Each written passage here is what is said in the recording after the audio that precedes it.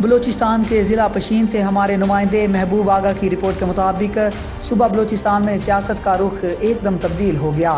مختلف سیاسی اور سماجی شخصیات سیاسی جماعتوں میں شمولیت اختیار کرنے لگی۔ اس سلسلے میں ضلع پشین کے علاقے تحصیل حرمزئی میں عوامی نیشنل پارٹی کے صوبائی پارلیمان لیڈر اصغر خان اچکزئی نے گرینڈ شمولیتی پروگرام میں شرکت کی۔ عوامی نیشنل پارٹی کی بلوچستان میں مقبولیت میں اضافہ ہو رہا ہے۔